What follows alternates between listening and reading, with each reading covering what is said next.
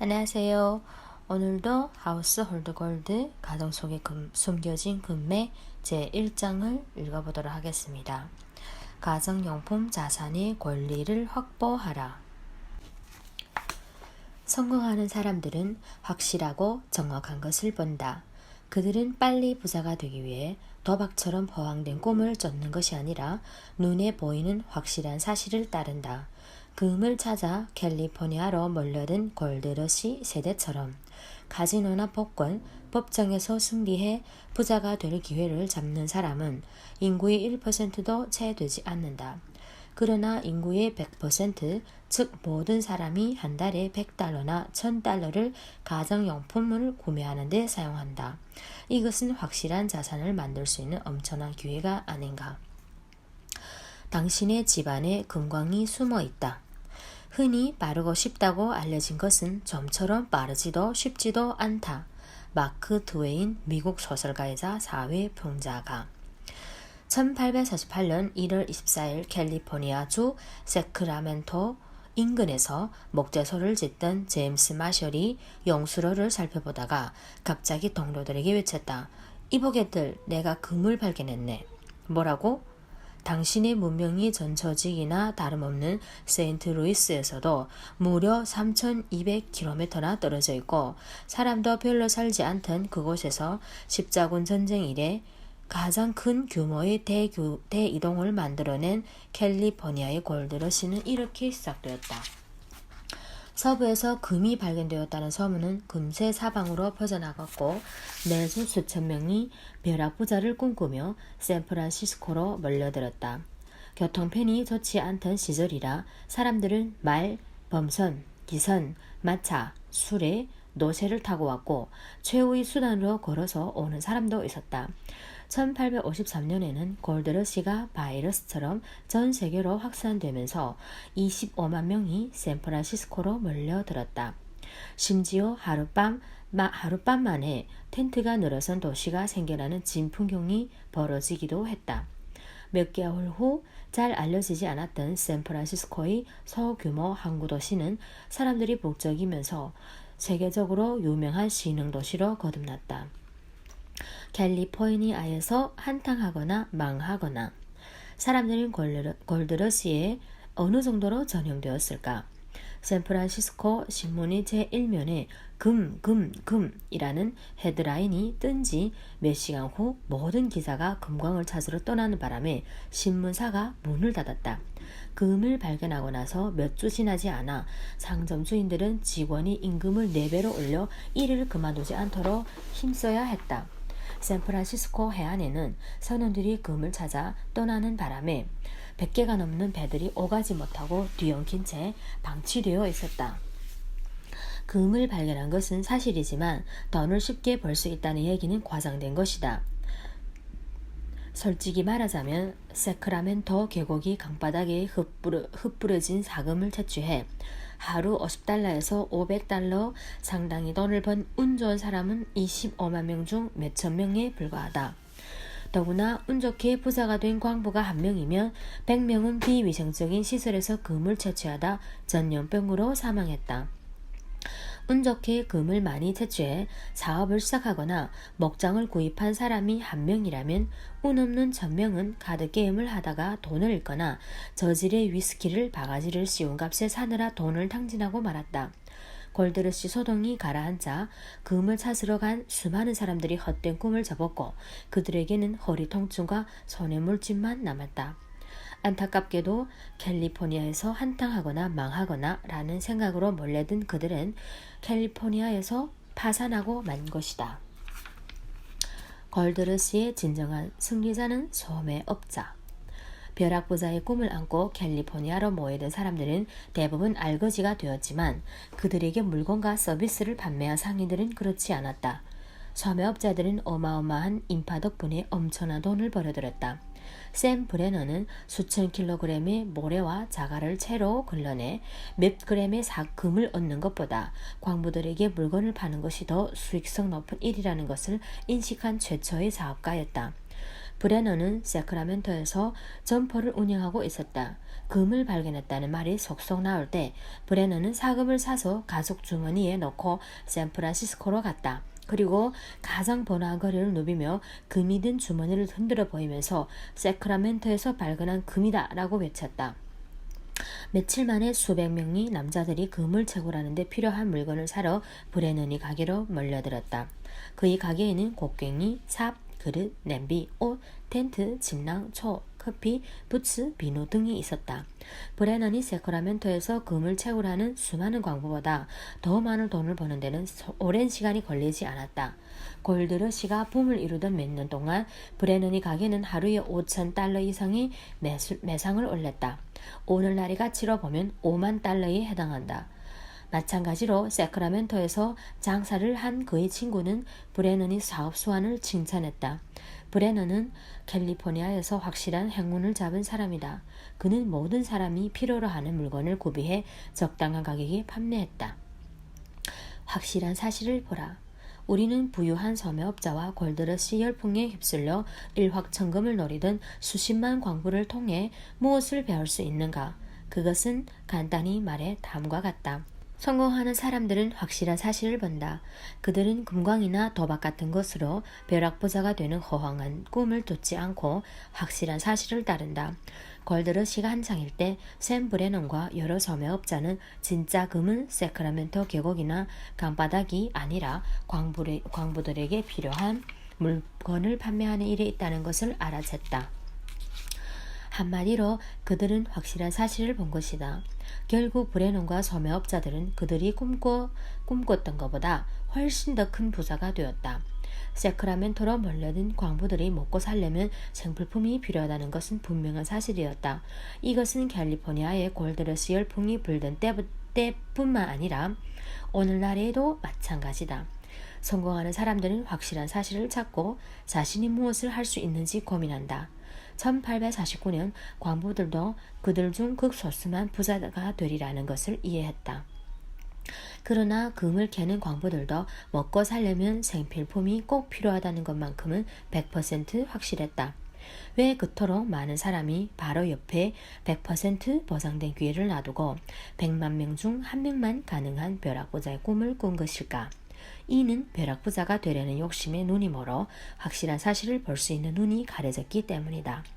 오늘날 벼락부자의 기회로 여겨지는 것은 캘리포니아의 금광이 아니라 3L이라 불리는 것이다. 그것은 라스베가스, 복권, 소송을 의미한다.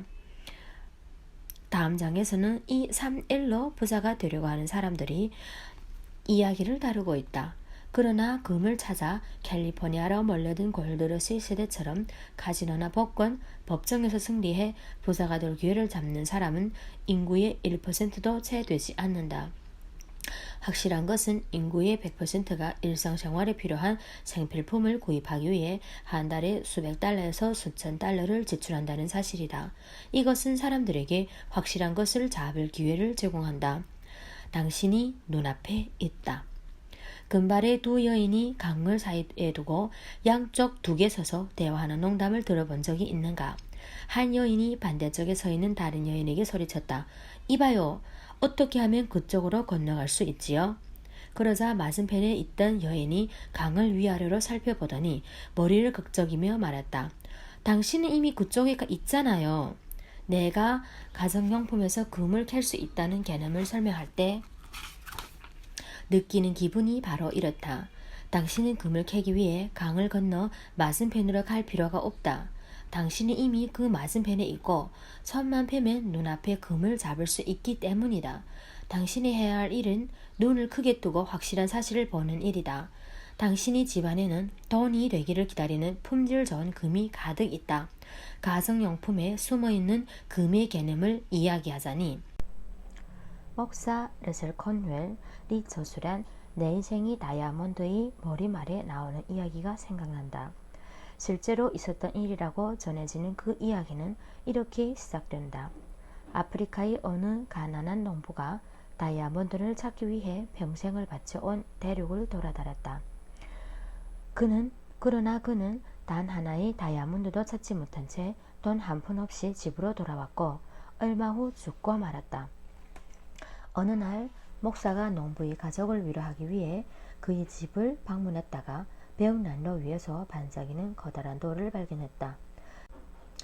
그는 농부의 아내에게 그 돌을 어디서 발견했는지 물었다. 농사 짓는 밭에 이처럼 이상하게 생긴 돌이 잔뜩 깔려 있어요. 목사는 그녀에게 그렇게 이상하게 생긴 돌이 바로 다이아몬드예요 라고 알려주었다. 농부의 가족은 이미 다이아몬드의 땅 곁에서 살고 있었던 것이다. 당신 역시 집에서 거대한 양의 금을 캐낼 수 있다.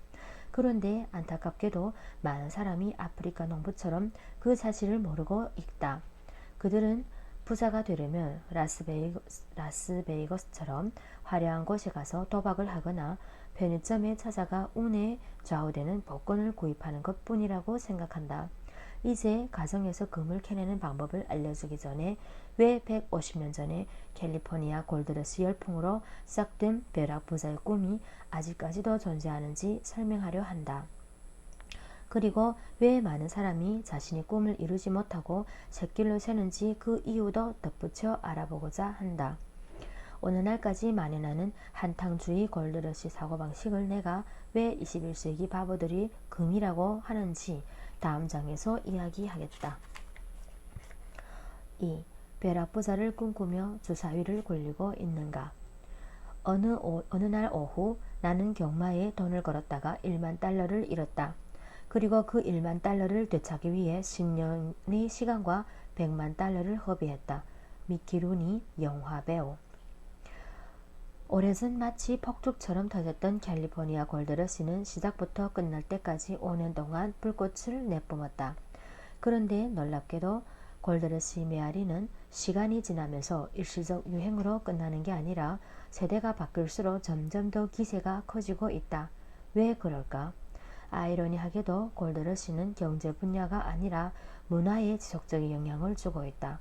광부의 곡괭이가 암석을 산산조각 낸 것처럼 골드러시는 일반적인 부장출 패러다임을 박살낸 것이다.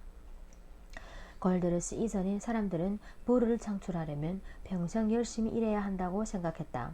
하긴 실제로도 그랬다.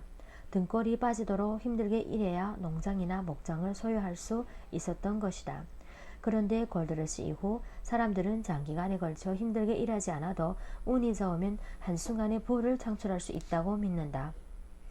역사가 H.W. 브랜즈는 자신이 저서 황금의 시대, 캘리포니아 골드러시와 뉴 아메리칸 드림에서 골드러시는 사람들이 세상을 바라보는 시각에 커다란 지각 변동을 불러일으킨 역사상 중대한 사건이라고 말했다.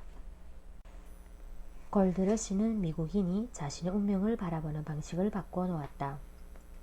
벼락부자가 되고자 하는 바람은 근면하게 일해서 점진적으로 부를 축적해야 한다는 전통적인 청교도 윤리를 바꿔놓았다. 즉 골드러시 여파로 새로운 아메리칸 드림이 생겨났다. 그것은 누구에게나 벼락부자가 될 기회가 있고 용기와 행운은 성실함과 전략만큼이나 중요하다는 믿음이다. 여행심리 유산은 흘러갔다. H.W. 브랜즈의 평가는 정확했다. 골드러시가 아메리칸 드림이라는 파일을 한입 베어물기 위해 해야 할 일에 대한 사람들의 생각을 바꿔놓았다는 점에서 말이다.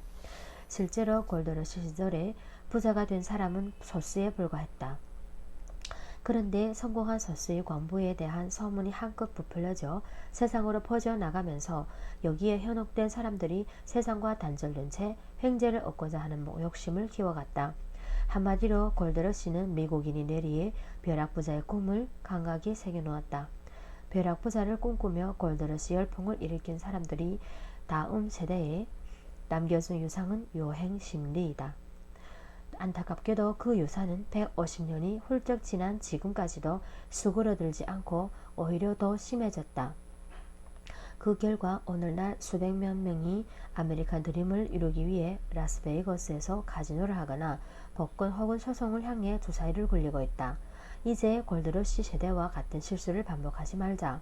지금 멈추지 않으면 골드러시 세대가 그랬듯 많은 사람이 낙담하고 좌절하거나 파산하고 말 것이다. 골드러시 세대는 벼락부자의 꿈을 안고 캘리포니아로 몰려들었지만 대부분 파산했다. 반면 소매업자들은 현명한 계획을 세우고 실천해서 큰 부자가 되었다.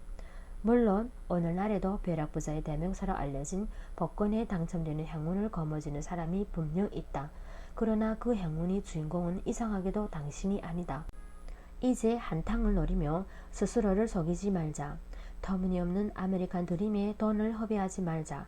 대신 골드러시 시대에 소매업자가 한 것처럼 실제적인 것을 바라보고 확실한 기회를 잡아라. 진정한 아메리칸 드림 대 새로운 아메리칸 드림. 터무니없는 아메리칸 드림을 흘려보내고 진정한 아메리칸 드림을 생각해보자. 여기서 말하는 아메리칸 드림은 지리적으로 미국이라는 나라에 국한된 것을 의미하지 않는다. 지난 세기 동안 아메리칸 드림은 전 세계 모든 자유국가로 번져나갔다. 비록 아메리칸 드림은 미국 개혁 시절에 등장해 자유기업을 통해 성장했으나 그것은 지난 200여 년간 지구상 모든 대륙으로 퍼져나갔고 수억 명의 마음을 움직였다. 오늘날 아메리칸 드림은 진정으로 전 세계적인 아메리칸 드림으로 불리고 있다. 자유사상을 지닌 사람과 자유시장이 있는 곳이면 어디서든 아메리칸 드림을 위해 노력하는 사람들을 찾아볼 수 있다. 그렇다면 여기서 한 가지 질문을 해보자. 어떻게 하면 아메리칸 드림을 이룰 수 있을까? 골드러시 이전에 사람들은 전통 방식 그대로 열심히 일하고 희생하고 인내하면 아메리칸 드림을 이룰 수 있다고 믿었다. 물론 많은 사람이 오랜 시간에 걸쳐 그 유효성이 입증된 방법을 활용해 아메리칸 드림을 실현하기도 했다. 그러나 안타깝게도 골드러시가 구축한 벼락부자 패러다임이 성공에 대한 전통적인 방식을 빠르게 대체하고 있다. 가장 심각한 문제는 노력하지 않고 벼락부자가 되려는 패러다임을 부추기는 존재가 바로 정부라는 사실이다. 정부는 위험한 비탈길에 기름칠을 하고 있다. 노력하지 않고 벼락부자가 되려는 패러다임을 부추기는 것은 라스베이거스의 카지노와 복권 그리고 소송이다. 3L을 추종하는 게으름뱅이들은 일하지 않고도 낙원에서 편히 쉴 수 있을 거라고 생각한다. 슬프게도 3L은 열대우림의 대나무처럼 쑥쑥 성장하고 있고 더불어 정원사로 나선 국가가 이것을 열심히 가꾸고 있다. 미국에서는 1970년 네바다주와 뉴저지주 외에 50개 주에서 도박을 금지했으나 지금은 28개 주에서 합법화되었고 매년 600억에서 700억 달러의 매출을 올릴 뿐 아니라 10%씩 성장하고 있다. 도박이 성행하면 가정 파괴, 파산, 결손 가정, 기타 사회 문제가 끊기지 않지만 미국 정부는 아메리카 원주민에게 카지노를 열도록 허용하고 있다. 실제 경제 성장에 기여하지 않는다. 이는 도박 산업으로 각 주가 막대한 세금을 거둬들일 수 있기 때문이다. 미국에는 23개 주에 87개의 도박장이 있고 특히 라스베이거스와 애틀랜틱 시티보다 인디언 보호구역에서 카지노가 더욱 성행하고 있다. 그리고 수백만 명이 종사하는 도박 산업에서는 매년 100억 달러 이상의 매출을 올리고 있다. 멀리 내다볼 줄 모르는 정치인들 탓에 합법화된 도박은 이제 미국에서 주요 성장 산업이 되었다. 오늘날 미국의 가정 90%는 카지노에서 차로 2시간 거리에 살고 있고 미국인들은 카지노에서 해마다 250억 달러 이상을 소비한다. 사실 도박은 커다란 비즈니스로 매년 성장하고 있다. 미국인은 복권에도 매년 400억 달러를 쓰므로 이것을 카지노에서 쓰는 250억 달러와 합하면 1년에 무려 650억 달러를 도박에 사용하는 꼴이다. 이 얼마나 엄청난 돈인가. 그러면 미국인이 도박에 쓴 돈과 가정용품을 구매하는 데 지출한 돈을 비교해보자. 미국인이 컴퓨터와 그 관련 용품보다 도박에 더 많은 돈을 쓰고 TV, VCR, DVD 플레이어에 비해서도 3배 이상 도박에 돈을 쓴다는 거에 정말 놀랍지 않은가. 이것은 분명 사실이다. 슬픈 현실은 점점 더 많이 사람이 노력하지 않고 벼락부자가 되는 꿈을 쫓다가 파산하는 기차에 올라타고 있다는 점이다. 소송, 3L 중 또 다른 복권. 복권과 라스베이거스의 인기가 날로 높아지긴 하지만 소송에 비하면 그것은 비교하는 것조차 무색해질 정도다. 런던 보험회사 로이드의 회장 로드 레빈에 따르면 지난 50년 동안 미국인이 불법 행위와 관련해 제도권 시스템을 이용하느라 쓴 비용이 100배나 증가해 1년 3천억 달러에 이른다고 했다. 그 재판 비용은 모든 근로자가 임금에서 공제한 5%의 세금과 거의 동일하다. 레비는 이렇게 말했다. 소송을 남발하면 결국 미국 경제에 막대한 손실을 끼친다. 보험회사들이 재판 비용을 충당하기 위해 소비자에게 높은 보험료를 책정할 수밖에 없기 때문이다. 복권으로 벼락부자가 될 수 있다고 믿는 사람들이 터무니없는 생각은 충분히 비웃음을 살 만하다. 그리고 노력하지 않고도 벼락부자가 될 수 있을 거라는 꿈을 꾸는 사람은 소송에서도 찾아볼 수 있다. 다음은 내가 정말 말도 안 되는 소송이라고 생각하는 4가지 사례다. 캘리포니아에 사는 한 남성이 지역 도서관을 상대로 150만 달러를 청구하는 소송을 했다. 몸무게 4.5kg짜리 도서관이 작은 고양이가 그의 강아지인 몸무게 22kg이 레브라도 리트러버를 공격해 아주 오랫동안 극심한 심적 고통과 감정적 스트레스를 겪었기 때문이다. 뉴욕 브론코스에서 비만인 4명의 10대 소녀가 비만과 건강 문제를 일으켰다는 이유로 맥도날드를 고소했다. 그들은 소송에서 맥도날드가 자사 제품의 위험성을 경고하지 않았고 영양 정보를 확실히 공개해주지 않았다고 주장했다. 일리노이주에 사는 한 여성은 자기 어머니 차 안에서 발생한 일로 자신이 어머니, 맥도날드, 월마트, 컵 제조업체를 고소했다. 어머니 차 안에 둔 월마트 홀더가 떨어지면서 컵 안에 든 뜨거운 맥도날드 커피가 그녀의 발목에 화상을 입혔기 때문이다. 플로리다에 사는 한 남성은 술집 6곳과 주류 판매점 전기회사를 상대로 소송을 제기했다. 그 이유는 그가 술에 취해 전봇대에 올라갔다가 전선을 붙잡는 바람에 화상을 입었기 때문이다. 술에 취한 그는 문이 잠겨있자 담을 넘어 전선에 접근했다. 이런 말도 안 되는 소송보다 더 웃기는 일은 그들이 편을 들어준 변호사가 있다는 사실이다. 왜 변호사들은 이처럼 터무니없는 소송을 맡는 것일까? 그 이유는 단 하나다. 그처럼 터무니없는 소송에서 이기는 경우도 있기 때문이다.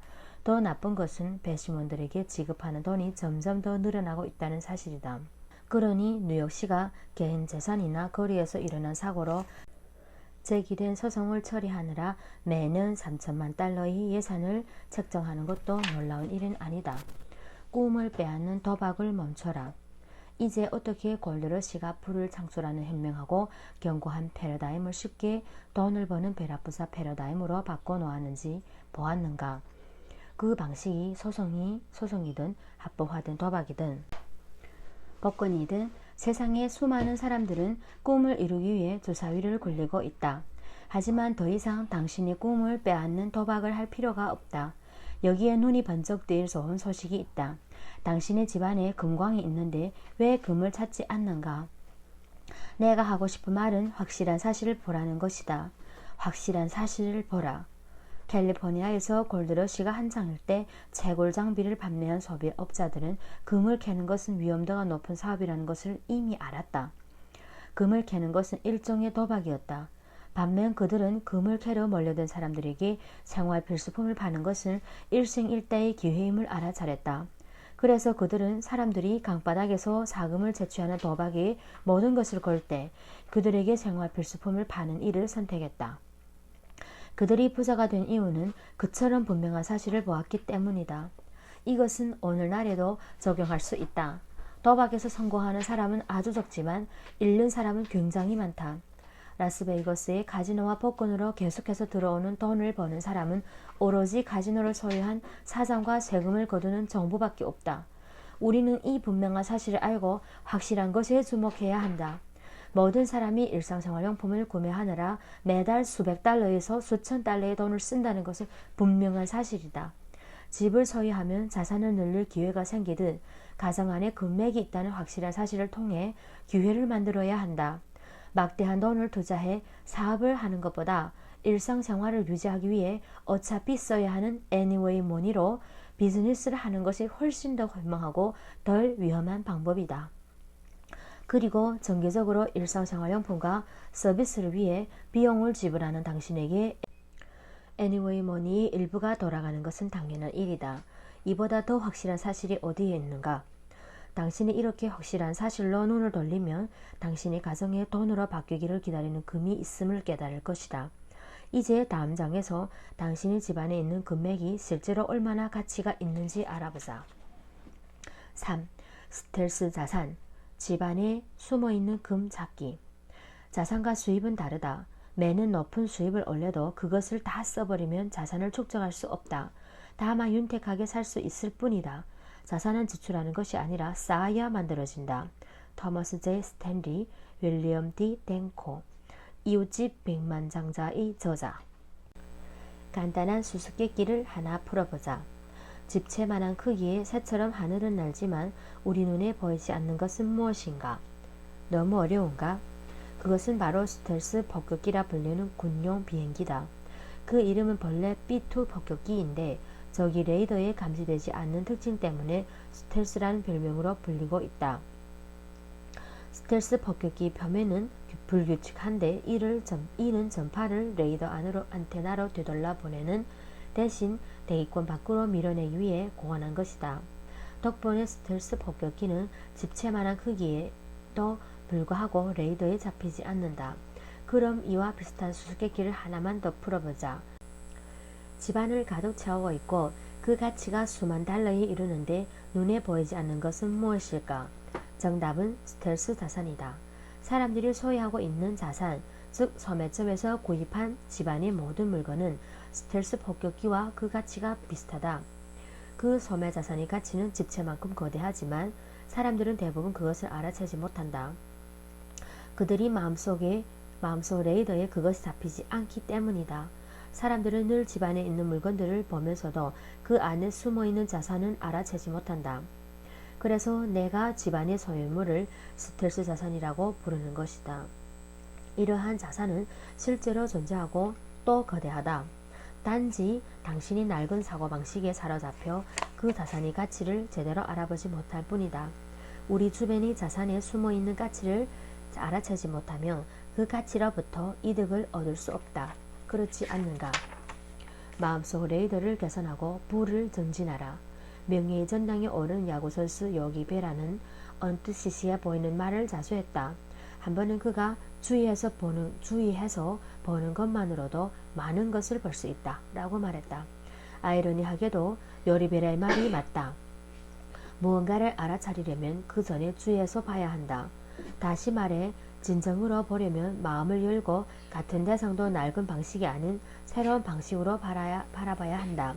당신의 시야를 넓히고 진부한 마음의 레이더를 스텔스 자산을 감지하는 최신 레이더로 바꾸면 당신은 즉각 집안의 곳곳이 금으로 가득 차 있음을 알게 될 것이다. 좀 더 명확한 사실을 알아보기 위해 당신의 집에서 가장 작은 공간을 살펴보자. 예를 들면 세탁실이 있다. 매일 들락거리면서도 무심코 스쳐간 그곳에서 숨은 자산을 찾아보자. 세탁실 안에 들어가 선반에 놓여있는 숨은 자산을 확인해보라. 세탁용 세제, 세정제, 섬유유연제,漂白제, 얼룩 제거제, 분무기, 다용도 세정제 등이 있지 않은가? 이것은 세탁실에서 흔히 찾아볼 수 있는 제품들이다. 당신이 세탁실에는 어떤 제품이 있는가? 그럼 세탁실 안에 있는 소매 자산의 가치가 얼마나 되는지 알아보자. 먼저 빨래를 할 때마다 사용하는 세탁용 세제부터 시작해보자. 미국 비누세제협회 SDA에 따르면 일반 가정에서는 매주 평균 10번을 세탁기를 돌리고 그때마다 세제에 들어가는 비용을 25센트라고 한다. 이를 계산해보면 매주 1달러 50센트고 한 달이면 10달러다. 소량의 세제도 큰 돈으로 바뀔 수 있다. 세탁용 세제를 구입하는데 매년 120달러를 쓰는 것은 언뜻 과소비로 보이지 않는다. 그러나 이것은 각 가정당 오직 한 가지 제품을 구입하는 데 들어가는 비용일 뿐이다. 각 가정에서 세탁을 위해 매달 지출하는 10달러를 미국의 전체 가정에 적용하면 1년에 무려 50억 달러에 이른다. 세계 인구의 6%를 차지하는 미국인은 세탁용 세제 하나에 50억 달러나 지출하고 있는 것이다. 한 단계 더 나아가 보자. 일반적인 가정이 세탁실에서는 보통 8가지의 제품을 사용하며 그것을 다 쓰면 모두 정기적으로 다시 구매한다. SDA에 따르면 미국인은漂白제, 섬유유연제, 살균제 등을 구입하는 데 60억 달러를 지출한다. 그러니 생활용품과 개인용품을 제조하는 세계적인 기업 P&G가 매년 420억 달러에 달하는 생활 필수품을 판매하는 것도 그리 놀라운 일은 아니다. 이제 당신의 집에 흩뿌려져 있는 금이 보이는가? 스텔스 자산을 살펴보자. 이제 집안 곳곳을 살펴보자. 구석구석 뒤져보면 바닥, 벽장, 서랍에서 잠자고 있는 스텔스 자산을 발견할 수 있을 것이다. 가장 큰 두 개의 공간으로 먼저 가보자. 그곳은 거실과 주방이다. 거실과 주방. 거실 가운데 서서 천천히 한 바퀴를 돌아보자. 무엇이 보이는가? 가구, TV, VCR, 옷, 의자, 깔개, 꽃병, 바구니, 그릇, 촛불, 전화기, 크리스탈 전등, 시계, 사진틀, 앨범 등이 보일 것이다. 주방에서는 무엇이 보이는가? 식탁, 의자, 촛대, 조명, 벽 세정제가 보이지 않는가? 이제 침실로 들어가 보자. 침실. 당신이 소매점에서 구입한 침대 주변에 놓인 물건들을 살펴보라. 일단 침대, 매트리스 패드, 작은 테이블, 침대 시트, 화장대, 베개, 담요, 거울, 책장, 향초, TV가 있지 않는가? 그 다음에는 옷장을 열어보자.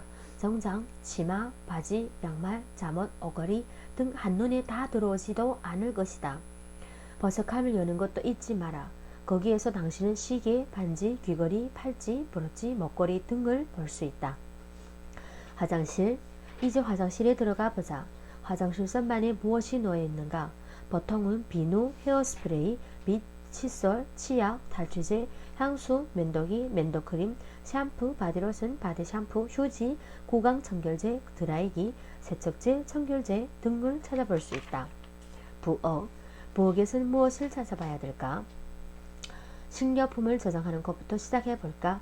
식사 대용 제품, 과자, 시리얼, 저장용기, 걸레, 빗자루, 통조림 식품, 냄비, 팬, 애완사료가 있지 않은가? 부엌 선반에는 그릇, 유리컵, 은그릇, 믹서기, 쿠키 접시, 구이용 팬 등이 있다. 조리대에는 토스트기, 커피머신, 분쇄기, 식기도구 세트가 있다. 늘 쓰는 부엌 제품도 간과해서는 안 된다. 여기에는 냉장고, 스토브, 전자레인지, 식기세척기, 다목적 세정제, 손비누, 고무장갑, 청소기, 창문 세정제, 탈취제 등이 있다. 차고. 차고가 있다면 차고도 한번 둘러보자. 오일, 차고문을 여는 기구, 각종 연장, 차 매트, 차 세정제, 왁스, 인테리어 세정제, 타르 제거제, 비닐 보건제가 보이지 않는가? 지금 머릿속에 떠오른 것만 해도 100개가 넘는다. 물론 여기에는 휴대전화, 장거리 전화 서비스, 무선 서비스, 인터넷 서비스, 보안 시스템, 신용카드 서비스, 여행 서비스, 보험 같은 가정용 및 개인용 서비스는 포함되지 않았다. 한 가정 내에 이렇게 많은 스텔스 자산이 있다는 사실이 놀랍지 않은가? 당신의 집안에 있는 모든 생활용품을 구매하는데 돈을 얼마나 썼을 거라고 생각하는가? 5,000달러, 1만 달러, 2만 5천 달러 아니면 그 이상인가? 그 질문에 답하려면 평균적인 미국 가정의 통계 자료를 살펴봐야 한다. 위 통계는 미국 가정에서 한 달에 고정비용을 얼마만큼 사용하는지 보여주고 있다. 자동차 할부금, 주택대출금, 식료품, 일호비 등 미국의 한 가정은 매년 9,250달러를 지출한다. 이들이 구매하는 것은 무엇일까? 대부분 일상생활용품과 서비스다. 한 가정마다 일상생활용품과 서비스에 사용하는 비용은 평균 9,250달러다. 이러한 사실은 미국 가정이 집안에 채굴되기를 기다리는 금이 엄청나게 많이 숨어 있다는 것을 의미한다. 왜 다른 사람에게 당신이 소매자산을 넘겨주는가?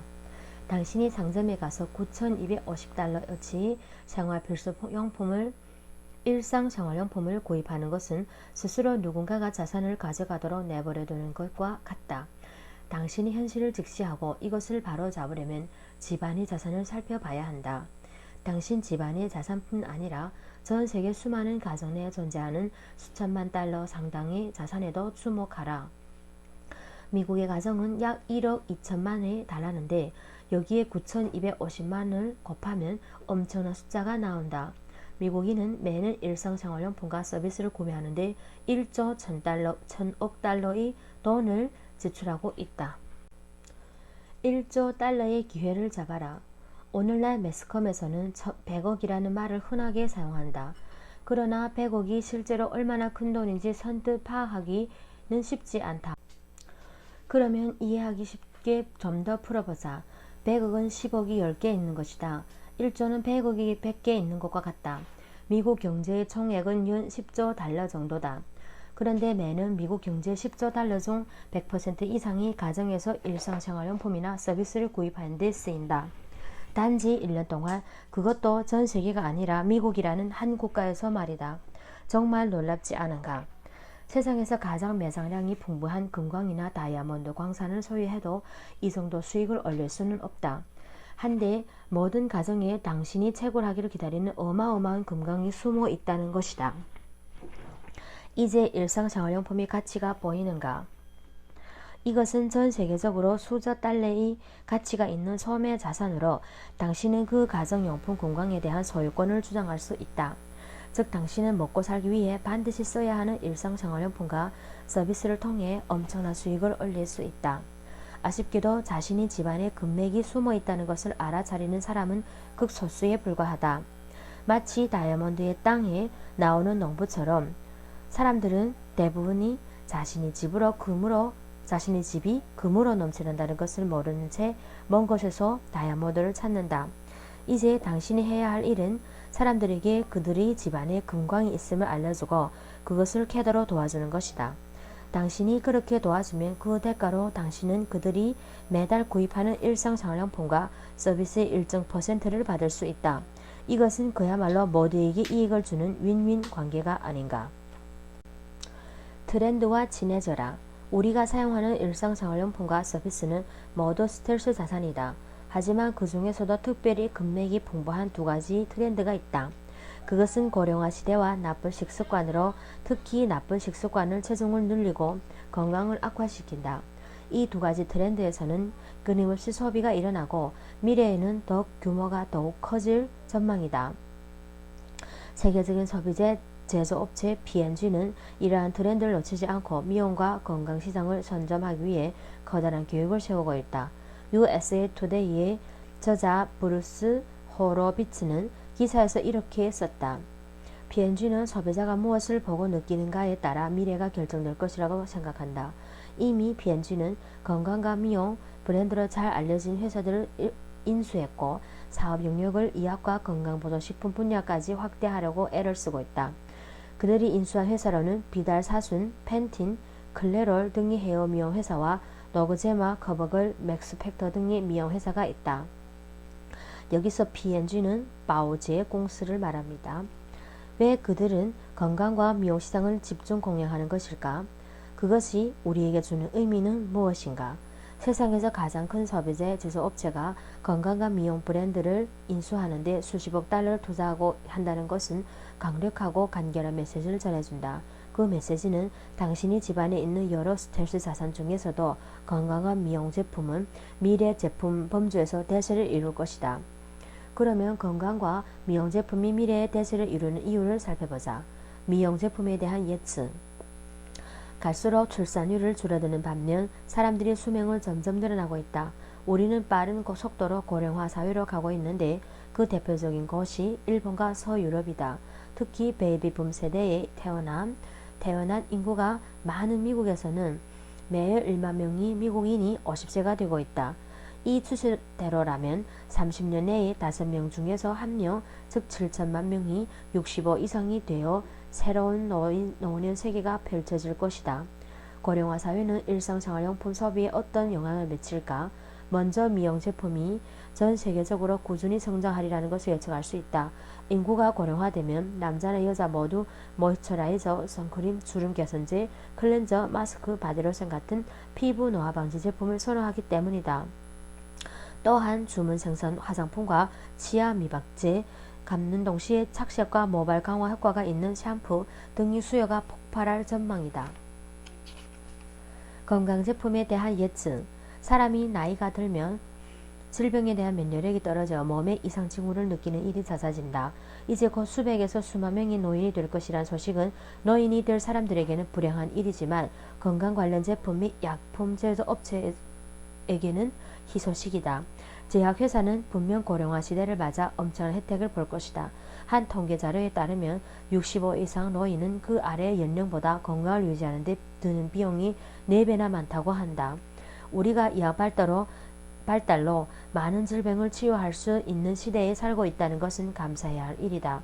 그러나 질병에 걸려 약이나 병원 신세를 지는 것보다 예방을 하는 것이 더 낫다.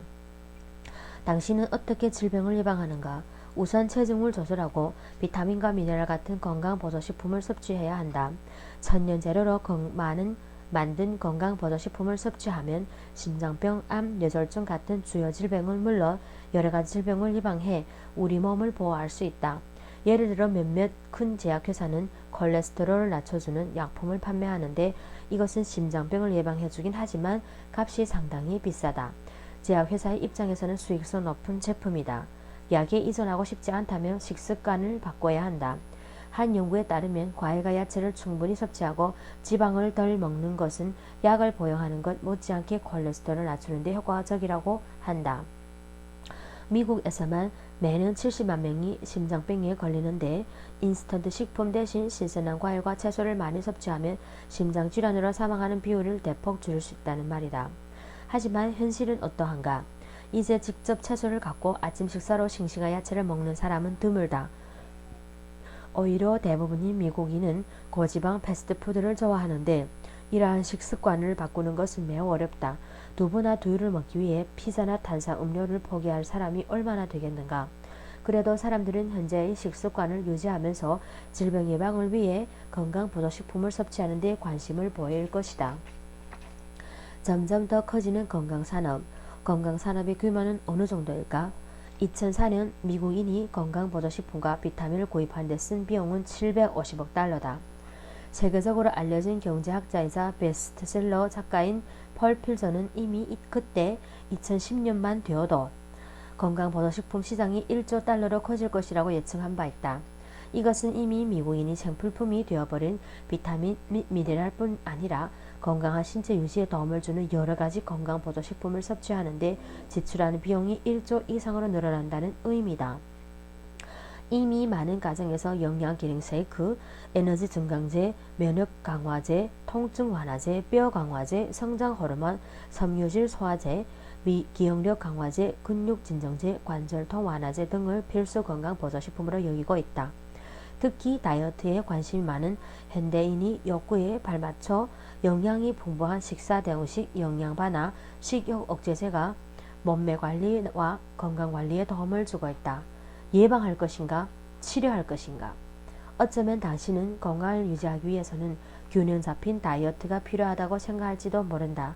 건강보조식품에依存하기보다 그냥 지금까지 습관대로 살다가 병이 났을 때 의사를 찾아가면 그만이라고 여길 수도 있다. 당신이 어떤 생각을 하든 그건 당신의 선택이다. 그러나 이것 하나만은 생각해 볼 필요가 있다. 매년 1억 명 이상이 감기나 독감 증세를 치료하기 위해 의사를 찾아가고 의사는 방문하는 환자 중 33%에게 항생제를 처방한다. 감기 바이러스 때문에 걸리는 것이고 항생제는 바이러스에 아무런 효과도 없는데 말이다. 예방과 치료 중에서 어떤 시나리오가 더 효과적일까? 감기에 걸린 다음 의사를 찾아가 병을 치료하는데 전혀 도움을 주지 않는 약을 처방받는 것이 나을까? 아니면 처음부터 체중을 조절하고 감기에 걸리지 않도록 면역 체계를 강화하는 건강보조식품을 섭취해 감기에 걸리지 않는 것이 나을까? 정답은 확실하다. 그렇지 않은가?